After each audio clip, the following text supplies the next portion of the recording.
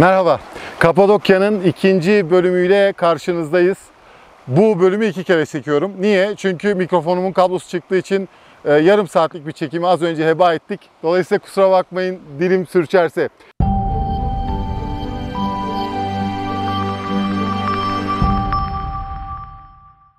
Şimdi Kapadokya'nın birinci bölümünde bölgenin bir kısmını ve ekonomik bir otelden başlayarak birkaç tane, 4 tane zannediyorum konaklama alternatifini anlatmaya çalışmıştım. Şimdi sırada Kapadokya'nın ikinci bölümü ve lüks oteller serisi var. Önce isterseniz ikinci bölüme başlayalım. Şimdi Kapadokya bölgesi adını sıkça andığımız işte Ürgüp, Göreme, Avanos, Ortahisar, Uçhisar gibi yörelerden oluşuyor ve bunların ortasında kalan yer. Ve bunların ortasında bir sürü vadi var. Bunların içerisinde açık hava müzeleri var. Hepsi peri bacalarıyla çok ünlü vesaire. Bunlardan istediğiniz hepsine herhangi birine gidebilirsiniz. Fakat biz Zelve'yi tercih ediyoruz. Birkaç tane sebebi var. Zelve Kanyonu'nun trafiği daha iyi. 3 tane vadisi var. Panoraması daha iyi. Enteresan panoramik görüntüler alabilirsiniz. Şimdi sizin için dün çektiğimiz Zelve görüntülerine bir gidelim. Zelve anonsumuzla şöyle Zelve'yi bir dolaşalım. Sonra devam edelim. Buyurun. Zelve Kanyonu, hatta Zelve vadileri Kapadokya. Kapadokya'da çok sayıda kanyon var. Say bitmez. Paşa Bağı, Güvercinlik Vadisi, Ihlara Vadisi, tabii ki Göreme Açık Hava Müzesi vesaire. Ama benim tercih ettiğim kanyon genelde burası, Zelve. Birkaç sebebi var. Bir tanesi daha düzenli. Girişi çıkışı daha kolay, daha basit. Müze kartla da ücretsiz girebiliyorsunuz. Ve Göreme Açık Hava Müzesi'ndeki o korkunç trafik ve kalabalık olmuyor. Dolayısıyla o tarafa gideceğinize bu tarafa gelmeyi tercih etmenizi öneriyorum. Zelve Kanyonu'nda 3 tane vadi var. Birinci vadi çok yakın, hemen 200 metre sonra. İkinci vadi 300-350 metre. Üçüncü vadide 1 kilometre sonra. Hepsi müthiş manzaralar sunuyor. Şimdi gelin o manzaralara beraber bakalım.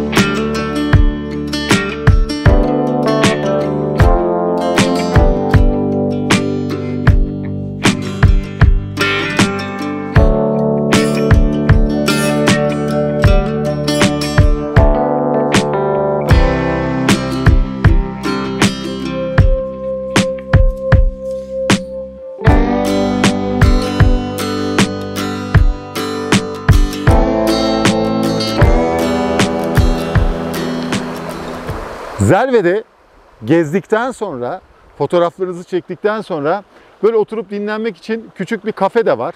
Böyle gözleme, ayran, tost tarzı şeyler var. Yararlanabilirsiniz. Dolayısıyla o anlamda keyifli bir yer Zelve.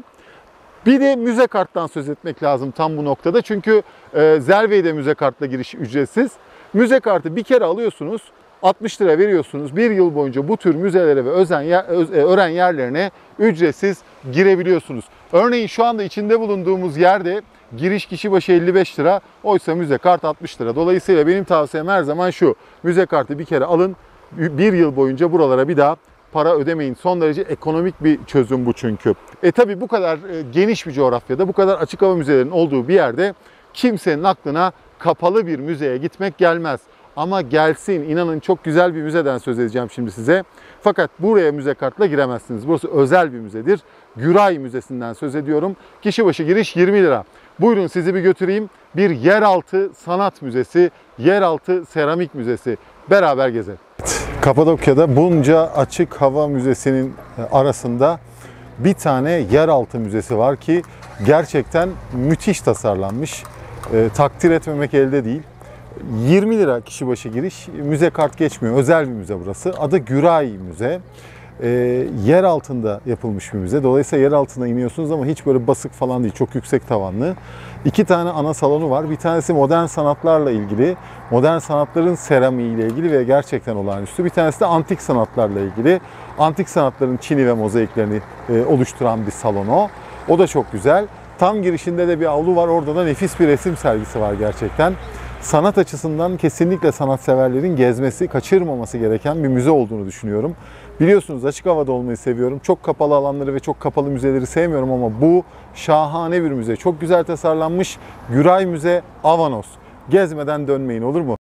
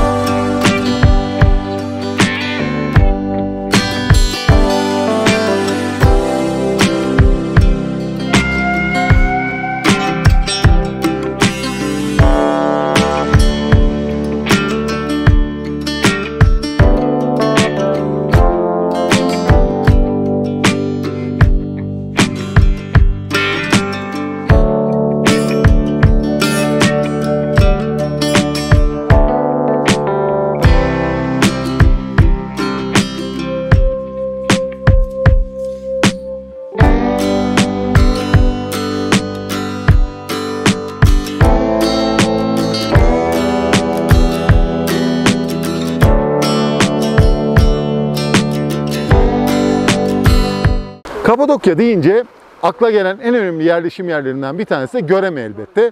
Göreme aslında iki bölümde incelenebilir. Bir tanesi düzlük olan, sonradan yayılan kasaba Göreme. Bir de o eski hali, yani o yokuşlu, tepeli hali. Tıpkı bir önceki programda Ürgüp'te anlattığım gibi o manada tepeli, yokuşlu bir yer. En tepesinde de Aşıklar Tepesi isimli bir yer var. Arabayla çıkabilirsiniz. Arabayla çıktığınızda oraya girmek 10 lira. Eğer yürüyerek girerseniz 3 lira. Ben yürüyerek girmenizi, yürüyerek çıkmanızı öneriyorum. Sebebi şu. Orada çok trafik oluyor, çok dar yollar vesaire, yine zorlanabilirsiniz. Arabayı Göreme merkezi aşağıda bırakıp kısa bir yokuş yürüyüşüyle ulaşabilirsiniz. Bu Ürgüp, Göreme ve Kapadokya bölgesi biraz yokuşlu bir bölge. Orada ne göreceksiniz peki? Göreme'nin Aşıklar Tepesi'nde müthiş manzaralar var. Müthiş peribacası vadileri var, müthiş peribacası manzaraları var. Göreme'yi, Ürgüp'ü, Avanos'u, her yeri oradan görüp fotoğraflayabilirsiniz. Hazır oraya kadar çıkmışken bir de öğle yemeği mekanı önereyim size. Biz genelde sabah kahvaltılarını geç yapıp akşam yemeğine bağlamayı tercih ediyoruz. Ama eğer erken sabah kahvaltısı edip acıkıyorsanız o zaman yöresel lezzetlerden bir öneride bulunabilirim. Az sonra çekimini de yaptık, göreceksiniz. Burası Aşıklar Tepesi'nin hemen altında, birkaç metre altında Göreme Köy Evi diye bir yer. Buyurun oraya da bir uzanalım. Oradaki çekimi de bir izleyelim, sonra devam edelim.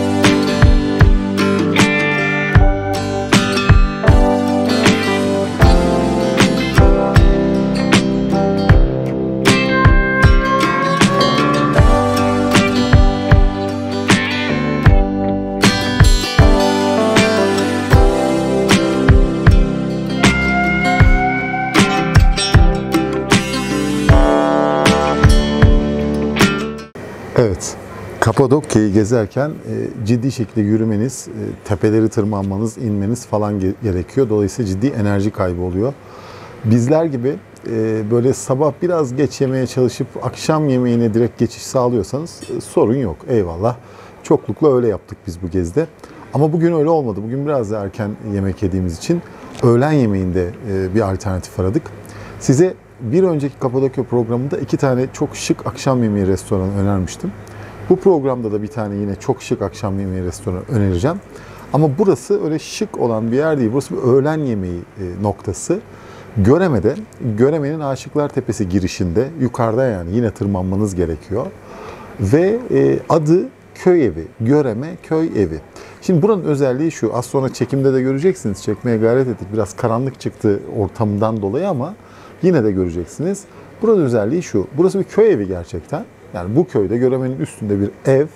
Bu evde eskiden pişen yemekleri biraz daha genişleterek odun ateşinde, gerçek odun ateşinde, gerçek toprak kaplar içerisinde yapıyorlar ve ortaya şahane bir sonuç çıkıyor. Eğer otantik bir yemek arıyorsanız Kapadokya'da tam burası, tam bu nokta. Testi kebabı, hani çok adı anılan testi kebabı araştırdık. Yozgat'ın yemeğiymiş. Buranın değil aslında. Oradan buraya turistleri etkilemek için gelmiş. Dolayısıyla testi kebabı bir de böyle her yerde artık çok hızlı yapılır bir hale gelmiş. Normalde eskiden 6 saat önce sipariş verilmesi, uzun uzun pişmesi falan gerekiyordu. Şimdi çok öyle yürümüyor o işler burada. O yüzden daha otantik bir şey istiyorsanız işte burayı öneriyorum. Köy evine gelin. Bu odun ateşinde pişen yemeklerden yiyin. Biz çok et sevmiyoruz. O yüzden türlü taze fasulye gibi yemekler de var et sevmeyenler için, ama et sevenler için burası bir cennet gerçekten. İnanılmaz bir kuzu inciği var, inanılmaz dana kaburgası var. Dolayısıyla burayı tavsiye ediyorum. Köy evi Göreme.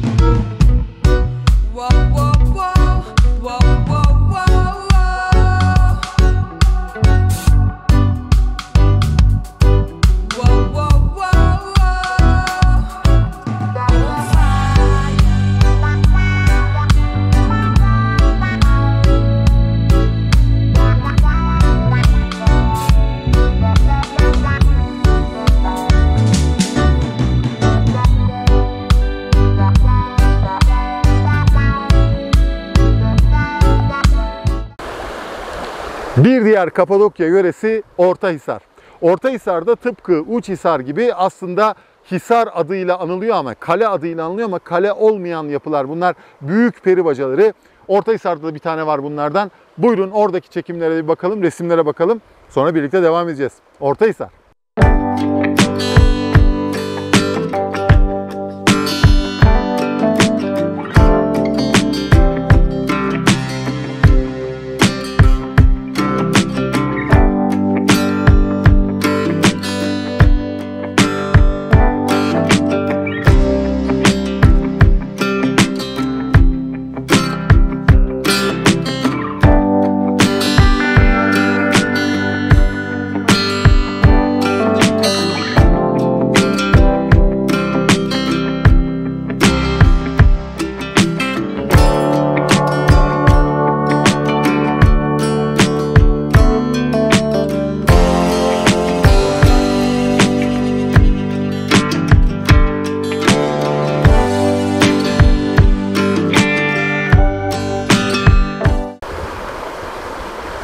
Biz bu Kapadokya gezisini 28-31 Ekim gibi planladık ve 28-31 Ekim aralığında yaklaşık işte 3,5 gün boyunca bu bölgeyi adım adım gezmeye çalıştık. Elbette bizler biraz gezerken keyif yapmayı tercih eden gruba giriyoruz. Öyle her yeri göreceğiz diye bir derdimiz yok. Kaldı ki buralara 30 yıl önce gelmiştik. Hatırladığımız noktalar da var ama hatırlamadıklarımızda pas geçmeyi tercih ettiğimiz anlar oluyor. Bunun sebebi şu: tatili zehir etmenin anlamı yok. Yani koştur koştur her yeri görmenin de çok bir esprisi yok aslında. Dolayısıyla biz seçerek nokta nokta anlatmaya çalıştık. Elbette bizim anlatmadığımız da onlarca yer var. Çünkü oralara gitmeyi tercih etmedik. Örneğin balona binmedik. Neden? Çünkü ben yüksekten korkuyorum. Balona binemiyorum. Bu kadar basit nedeni. Veya burada çok ünlü olan, birçok insanın ziyaret etmeyi tercih ettiği Kaymaklı ve Derinkuyu isimli 2 tane yeraltı şehri var.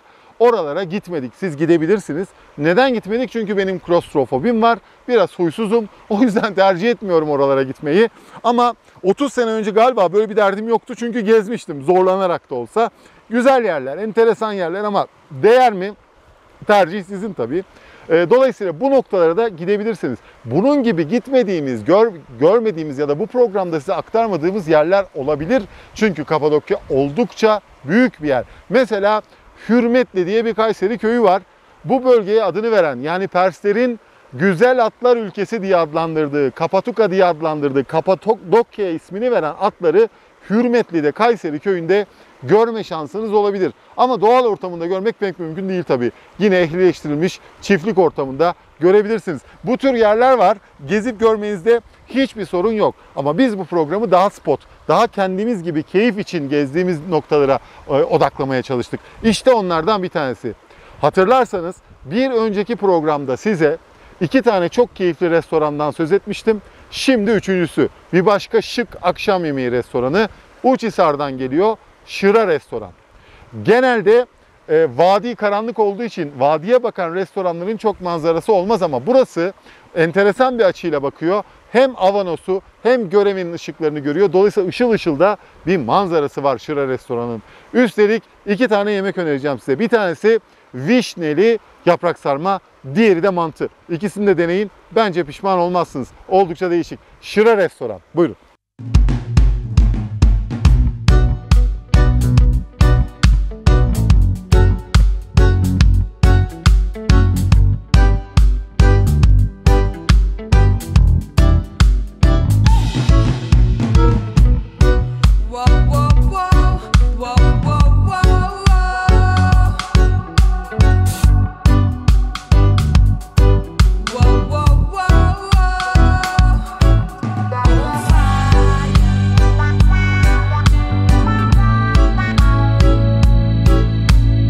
Şimdi geldik bir önceki programda söz verdiğimiz lüks oteller serimize.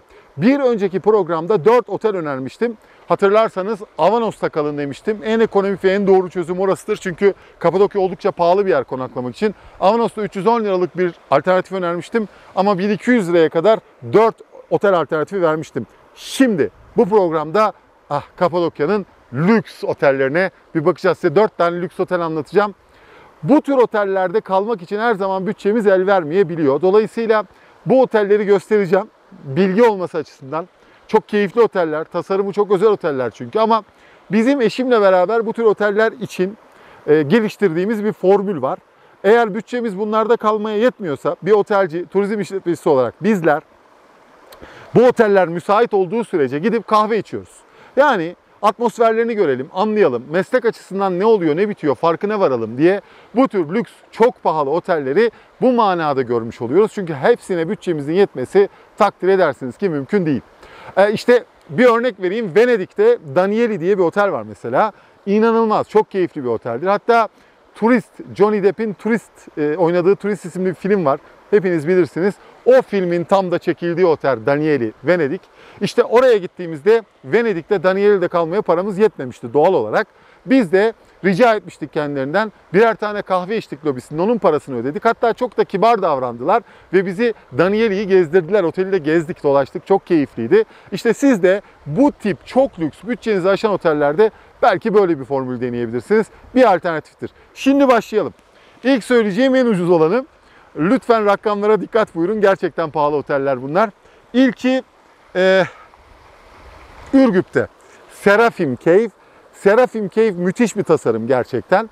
Neden fiyatları bu kadar pahalı derseniz bu yatırımla ilişkili bir şey. Bu tür otellerin yatırımları çok pahalıya mal oldukları için yatırımcılarının geri dönüşü, yani paranın geri dönüşünü alabilmek adına tasarladıkları bir işletme pazarlama stratejisi modeli. Dolayısıyla pahalı. Bir de burası çok nasıl söyleyeyim, ilgi gören bir yer. Çünkü Kapadokya 12 aylık bir yöre. O yüzden fiyatlar pahalı oluyor. Seraphim Cave'in Kasım ayında 2 kişi Bir gece kahvaltı dahil fiyatı 2750 lira. Seraphim Cave, Ürgüp, Kapadokya. Buyurun.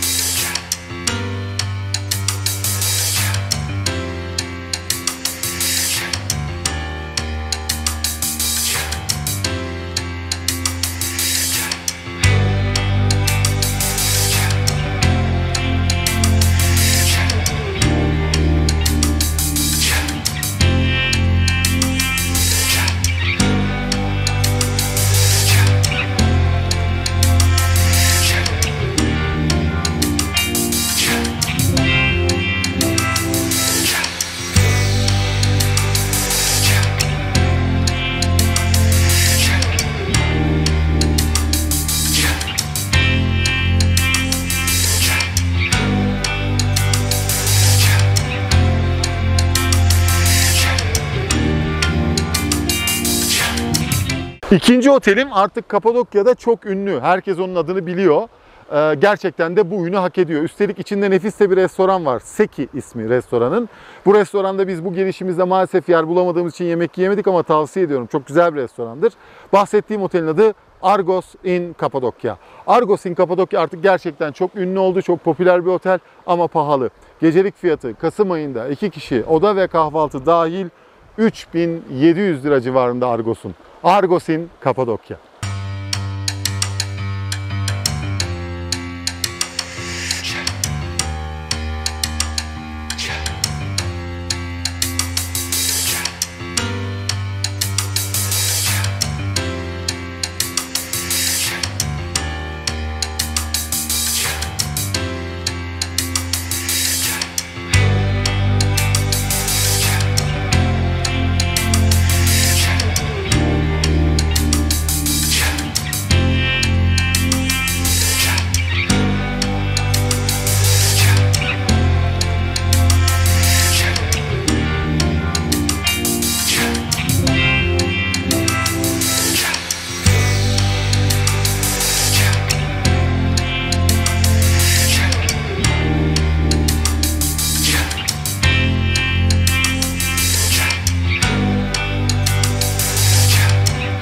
Pahalı, ilk iki otel pahalıydı biliyorum.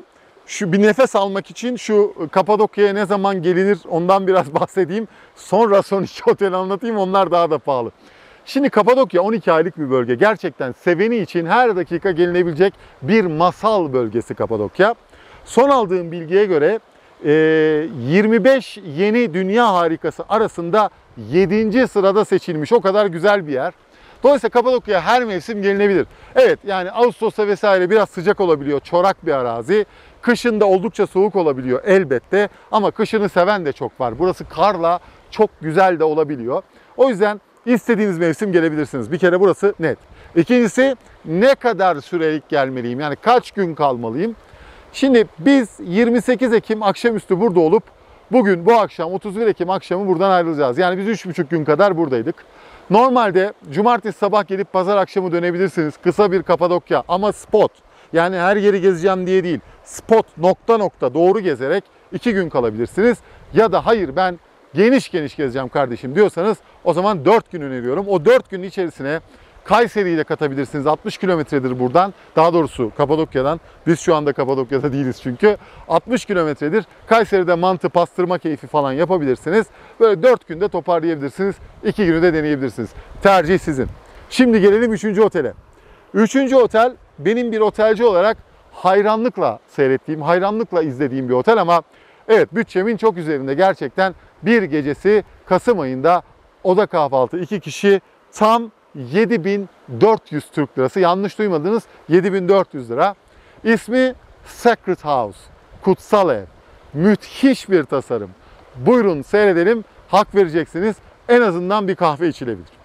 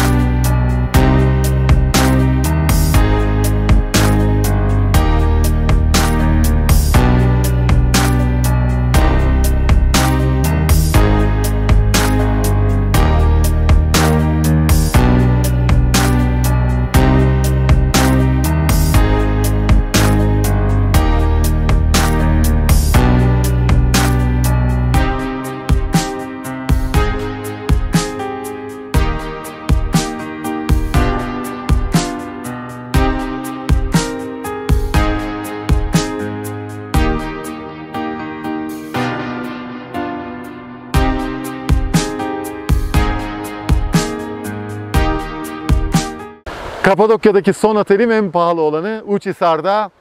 Gecelik fiyatı 2 kişi kahvaltı dahil Kasım ayında tam 7.700 lira civarında. İsmi Museum Hotel, yani müze otel. Burası gerçekten inanılmaz bir tasarım. Bir görmekte, en azından dünya gözüyle bir görmekte fayda var. Buyurun efendim, Museum Hotel Kapadokya.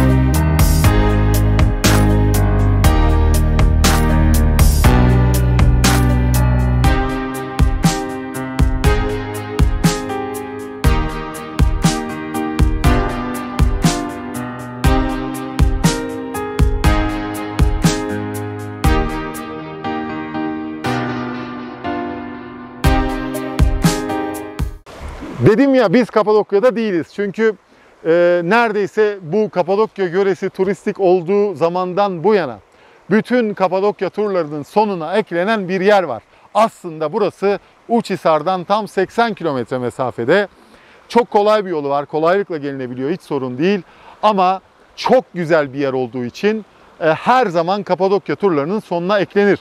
Aksaray'ın Ihlara Vadisi'ndeyiz. Bu çekimi buradan yapıyoruz. Kapadokya'nın ikinci ve son bölümünü Ihlara'dan kapatıyoruz sizin için. Peki Ihlara Vadisi nedir? Niye gelinir? Niye bu kadar ünlüdür? Bir kere doğa olarak muhteşem. Az sonra çekimlerini yaptık, göstereceğim. Tek dezavantajı var, eğer dezavantajsa. Ana girişinden 300 ila 400 basamakla iniyorsunuz şu anda bulunduğunuz vadi tabanına. Bu tarafa 4 kilometre, diğer tarafa 3,5 kilometre, toplam 7,5 kilometre yürüyebiliyorsunuz. İnanılmaz keyifli bir yürüyüş parkuru burası. Yukarıda restoranlar var, vadinin ucunda restoranlar var, kafeler var vesaire. Ama inip çıkması biraz zor. Şimdi biz keyifle indik, bu çekimi yapıyoruz.